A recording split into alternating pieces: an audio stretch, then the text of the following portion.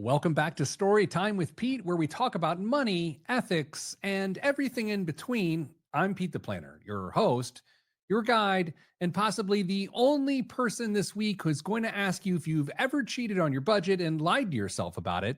Spoiler alert, of course you have. We all have. Today, we're diving into something that sounds as exciting as watching grass grow in a cemetery: financial ethics. But here's the thing: your financial ethics are the backbone of every money decision you make. They're not about what you want to do with your money, they're about what you should do with your money and whether you can live with the gap between those two things. So let's get introspective. I've got a few self evaluation questions for you to walk through. So this isn't about guilt or shame, it's about clarity. It's about holding up a mirror and saying, hey, am I the financially responsible adult I pretend to be at dinner parties? Let's start with something easy. Question number one: do you treat your money you didn't earn differently than the money you did earn? Let's say you get a bonus, a tax refund. Your grandma slips you a generous check just because. Does that money disappear faster than your paycheck ever would? Do you respect each dollar the same regardless of its source? If you're treating windfalls like monopoly money, you might have some work to do in the ethics department. These are going to get trickier as we go. Question number two: are you honest with yourself about your spending? This is a spicy one. Have you ever rounded down the price when recounting a purchase to your partner? Ever told yourself you needed something when deep down you know you just wanted it because it was cool and it was on sale and you had a 20% off coupon? Look, I'm not here to scold you. I'm just saying your bank account knows the truth and it doesn't care how cute those shoes are, but they are pretty cute. Do you benefit from someone else's financial exploitation and just look the other way? That's question number three. This one's uncomfortable, but ethics should be.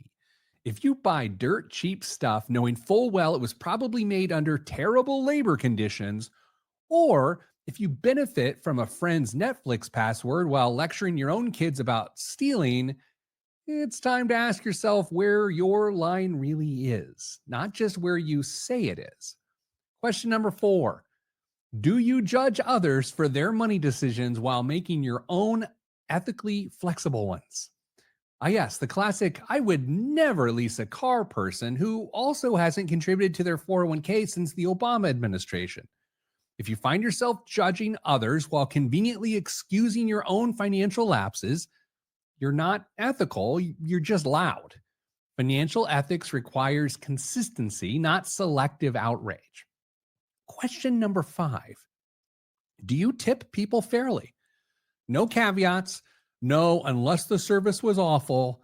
Do you tip fairly, knowing that many service workers are surviving on tips? Because ethics isn't just about what we do with our money, it's how we treat others with our money. If you think 15% is still a thing, I'm going to go ahead and say it. You're wrong. And arguably ethically questionable. Question number six. This is the final one.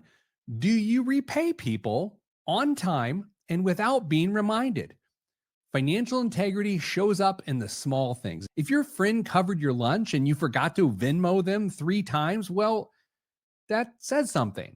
You either don't value their money as much as your own, or you're just careless. Either way, that's an ethics issue, not a whoops issue. Now, listen, I'm not here to be your conscience. I'm not your therapist, your priest, or your weird uncle who forwards you piping hot Dave Ramsey clips. But I am someone who believes financial ethics are worth checking in on, not once, not annually, regularly. Because money problems are often framed as math problems, but they're usually behavior problems with math symptoms. In your financial ethics, that's the behavior part. So if this felt uncomfortable, good. That's the whole point. Growth doesn't happen in comfort zones. That's why your gym has mirrors. Same goes for your wallet. Until next time, this has been Storytime with Pete, where we believe financial stability starts with self-awareness and sometimes ends with an awkward conversation about whether you're a financial hypocrite. Be kind, be ethical, and maybe go pay back that friend from lunch.